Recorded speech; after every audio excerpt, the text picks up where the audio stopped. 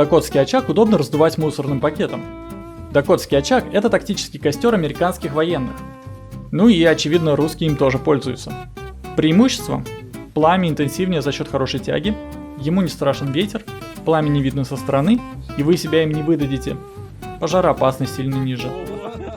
Как сделать? Размер основной ямы 30 см вглубь, верхний диаметр 15-30 см.